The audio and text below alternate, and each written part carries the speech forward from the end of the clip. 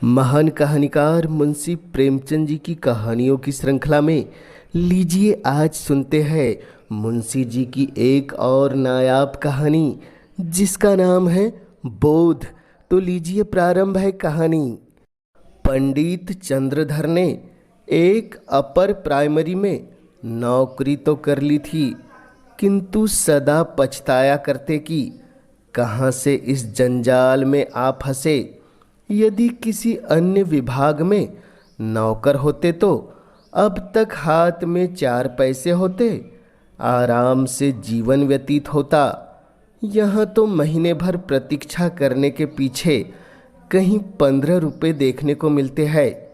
यह भी इधर आए उधर गायब, न खाने का सुख न पहनने का आराम।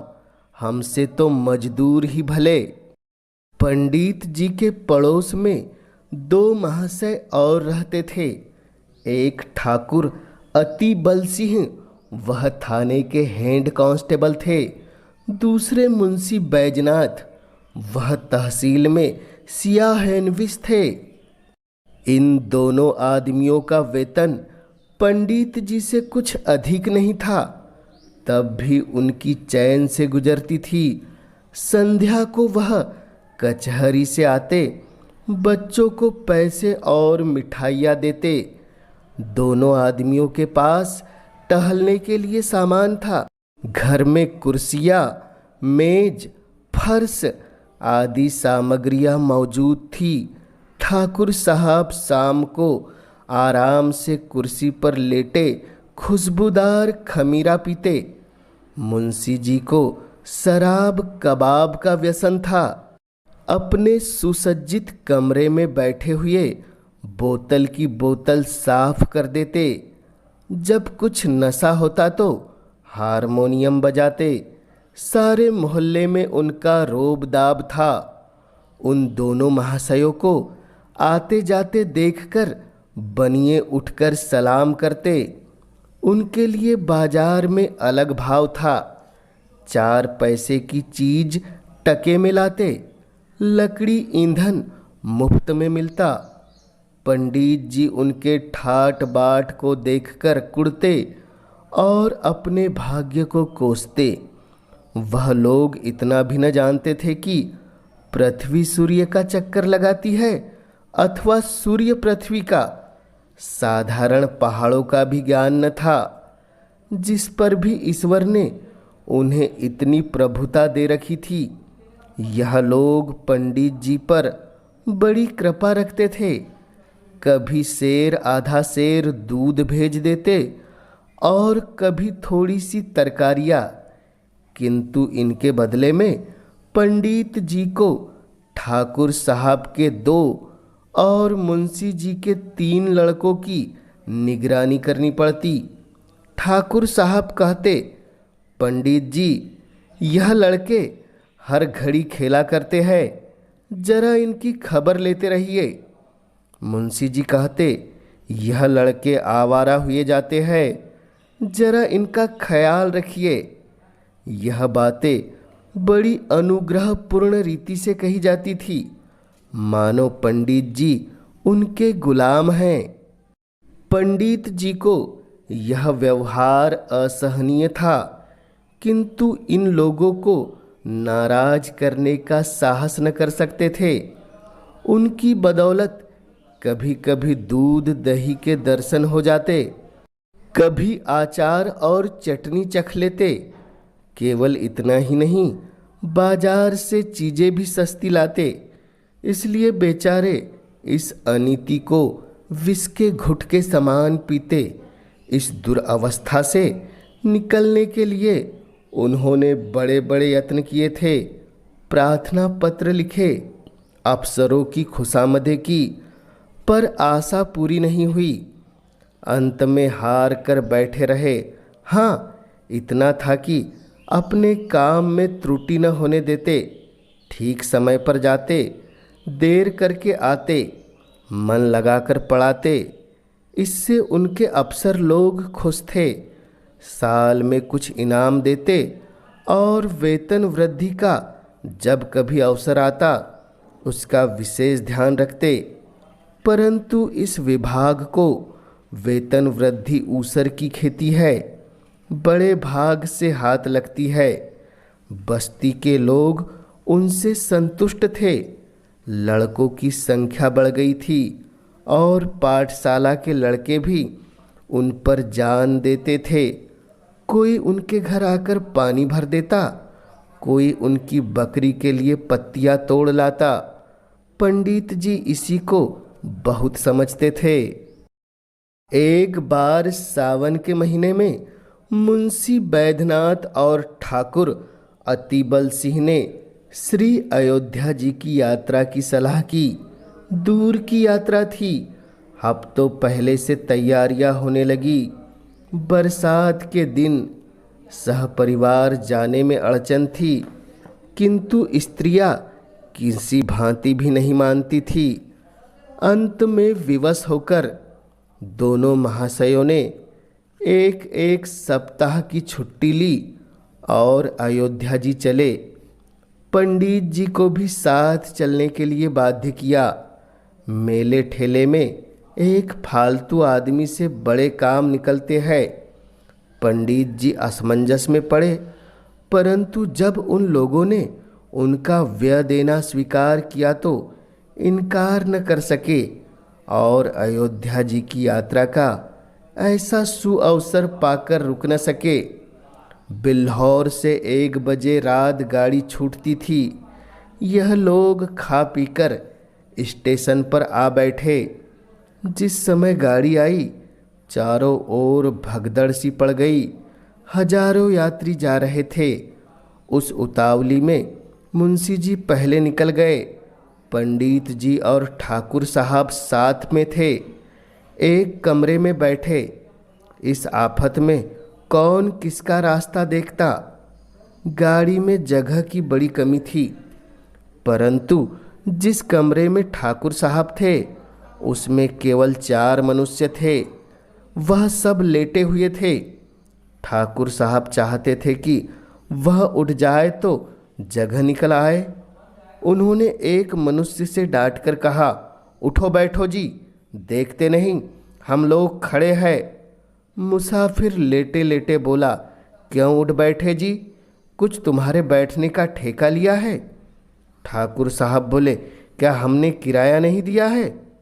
मुसाफिर बोला, जिसे किराया दिया हो उससे जाकर जगह मांगो। ठाकुर साहब बोले, जरा होश की बातें करो, इस डब्बे में 10 यात्रियों की बैठने की आज्ञा है। मुसाफिर बोला, यह थाना नहीं है, जरा जबान संभाल कर बातें कीजिए। ठाकुर साहब बोले, तुम कौन हो जी? मुसाफिर बोला, हम वही है जिस पर आपने खुफिया फरोशी का अपराध लगाया था और जिसके द्वार से आप नगद 25 रुपये लेकर टले थे। ठाकुर बोले, आहा, अब पहचाना, परंतु मैंने तो तुम्हारे साथ रियायत की थी, चालान कर देता तो तुम सजा पा जाते। मुसाफिर बोला, और मैंने भी तो तुम्हारे साथ रियायत की, गाड़ी में खड़ा रहने दिया, ढकेल देता तो तुम नीचे हो जाते और तुम्हारी हड्डी पसली का पता न लगता। इतने में दूसरा लेटा हुआ यात्री जोर से ठहाका मारकर हंसा और बोला, और क्यों दरोगा साहब, मुझे क्यों नहीं उठाते? ठाकुर साहब क्रोध से लाल हो रहे थे।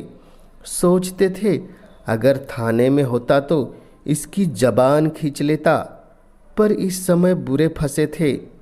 वह बलवान मनुष्य थे, पर यह दोनों मनुष्य भी हट्टे कट्टे देख पड़ते थे। ठाकुर साहब बोले, संदूक नीचे रख दो, बस जगह हो जाए। दूसरा मुसाफिर बोला, और आप ही क्यों न नीचे बैठ जाए, इसमें कौन सी हेटी हुई जाती है? यह थाना थोड़ी है कि आपके रोब में फर्क हो जाएगा।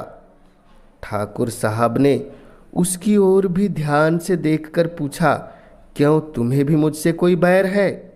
जी हाँ, मैं तो आपके खून का प्यासा हूँ। मैंने तुम्हारा क्या बिगाड़ा है? तुम्हारी तो सूरत भी नहीं देखी। दूसरा मुसाफिर बोला, आपने मेरी सूरत न देखी होगी, पर आपके डंडे ने देखी है। इसी कल के मेले में आपने मुझे कई डंडे लगाए। मैं चुपचाप तमाशा देखता था, पर आपने आकर मेरा कचूमर निकाल दिया। मैं चुप रह गया। घाव दिल पर लगा हुआ है, आज उसकी दवा मिलेगी। यह कहकर उसने और भी पाँव फैला दिए और क्रोधपूर्ण नेत्रों से देखने लगा। पंडित जी अब तक चुपचाप खड़े थे, डरते थे कि कहीं मारपीट न हो जाए। अवसर पाकर ठाकुर साहब को समझाया। ज्यों ही तीसरा स्टेशन आया, ठाकुर साहब ने बाल बच्चों को वहाँ से निकाल कर दूसरे कमरे में बैठाया। इन दोनों दुष्टों ने उनका असबाब उठा उठा कर जमीन पर फेंक दिया। जब ठाकुर साहब गाड़ी से नीचे उतरने लगे तो उन्होंने ऐसा धक्का दिया कि बेचारे प्लेटफार्म पर गिर पड़े। गार्ड से कहने दौड़े थे कि इंजन ने सीटी दी, जाकर गाड़ी में बैठ गए। उधर मुंशी बैजनाथ की और भी बुरी दशा थी। सारी रात जागते गुजरी, जरा पैर फैलाने की जगह न थी। आज उन्होंने जेब में बोतल भरकर रख ली थी। प्रत्येक स्टेशन पर कोयला पानी ले लेते थे। फल यह हुआ कि पाचन क्रिया में विघ्न पड़ गया। एक बार उल्टी हुई और पेट में मरोड़ होने लगे। बेचारे बड़ी मुश्किल में पड़े। चाहते थे कि किसी भांति लेट जाए, पर वहाँ पैर हिलाने की भी जगह न थी। लखनऊ तक तो उन्होंने किसी तरह जब्त किया, आगे चलकर विवश हो गए। एक स्टेशन पर उतर पड़े, प्लेटफार्म पर लेट गए। पत्नी भी घबराई, बच्चों को लेकर उतर पड़ी। असबाब उतारा, परंतु जल्दी में ट्रंक उतारना भूल गई। गाड़ी चल दी। दरोगा जी ने अपने मित्र को इस दशा में देखा तो वह भी उतर पड़े। समझ गए कि हजरत आज ज़्यादा चढ़ा गए। देखा तो मुंशी जी की दशा बिगड़ गई थी। ज्वर, पेट में दर्द, नसों में तनाव और दस्त। बड़ा खटका हुआ। स्टेशन मास्टर ने यह हाल देखा तो समझे हैजा हो गया है। हुक्म दिया, रोगी को बाहर ले जाओ। विवश होकर लोग मुंशी जी को एक पेड़ के नीचे उठा ले गए। उनकी पत्नी रोने लगी। हकीम डॉक्टर की तलाश हुई।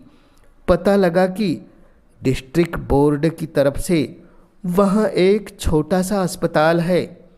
लोगों की जान में जान आई। किसी से यह भी मालूम हुआ कि डॉक्टर साहब बिल्लौर के रहने वाले हैं। ढांढस बंधा। दरोगा जी अस्पताल दौड़े। डॉक्टर साहब से समाचार कह सुनाया और कहा, आप चलकर जरा उन्हें देख तो लीजिए। डॉक्टर का नाम था चोखेलाल, कंपाउंडर थे। लोग आदर से डॉक्टर कहा करते थे। सब वृतांत सुनकर रुखाई से बोले, सवेरे के समय मुझे बाहर जाने की आज्ञा नहीं है। दरोगा बोले, तो क्या मुंशी जी को यहाँ लावे? चोखेलाल ने कहा, हाँ, आपका जी चाहे लाइए। दरोगा जी ने दौड़ धूप कर एक डोली का प्रबंध किया। मुंशी जी को लाद कर अस्पताल लाए। ज्यों ही बरामदे में पैर रखा, चोखेलाल ने डांट कर कहा, हैजे के रोगी को ऊपर लाने की आज्ञा नहीं है। बैजनाथ अचेत तो थे नहीं। आवाज़ सुनी, पहचाना। धीरे से बोले, अरे यह तो बिल्लौर ही के हैं। भला सा नाम है, तहसील में आया जाया करते हैं। क्यों महाशय, मुझे पहचानते हैं? चोखेलाल ने कहा, जी हाँ, खूब पहचानता हूँ। बैजनाथ बोले, पहचान कर भी इतनी निष्ठुरता? मेरी जान निकल रही है, जरा देखिए मुझे क्या हो गया है। चोखेलाल बोले, हाँ, यह सब कर दूंगा, और मेरा काम ही क्या है, पर फीस? दरोगा जी बोले, अस्पताल में कैसी फीस? चोखेलाल बोला, वैसे ही जैसे इन मुंशी जी ने मुझसे वसूल की थी। दरोगा जी बोले, आप क्या कहते हैं, मेरी समझ में नहीं आता। चोखेलाल ने कहा, मेरा घर बिल्लौर में है, वही मेरी थोड़ी सी ज़मीन है। साल में 2 बार उसकी देखभाल को जाना पड़ता है। जब तहसील में लगान जमा करने जाता हूँ, मुंशी जी डांट कर अपना हक वसूल कर लेते हैं। न दूँ तो शाम तक खड़ा रहते हैं। सहा स्याह न हो, फिर जनाब कभी गाड़ी नाव पर, कभी नाव गाड़ी पर। मेरी फीस 10 रुपये निकालिए, देखो दवा दूँ तो अपनी राह लीजिए। दरोगा बोला, 10 रुपये? चोखेलाल ने कहा, जी हाँ, और यहाँ ठहरना चाहो तो 10 रुपये रोज। दरोगा जी विवश हो गए। बैजनाथ की स्त्री से रुपए मांगे, तब उसे अपने बाक्स की याद आई। छाती पीट ली। दरोगा जी के पास भी रुपए नहीं थे। किसी तरह 10 रुपये निकालकर चोखेलाल को दिए। उन्होंने दवा दी। दिन भर कुछ फायदा न हुआ। रात को दशा संभली। दूसरे दिन फिर दवा की आवश्यकता हुई। मुंशियाइन का एक गहना जो 20 रुपये से कम का न था, बाजार में बेचा गया। तब काम चला। शाम तक मुंशी जी चंगे हुए। रात को गाड़ी पर बैठकर खूब गालियाँ दी। अयोध्या जी पहुंचकर स्थान की खोज हुई। पंडों के घर में जगह न थी। घर घर में आदमी भरे हुए थे। सारी बस्ती छान मारी, पर कहीं ठिकाना न मिला। अंत में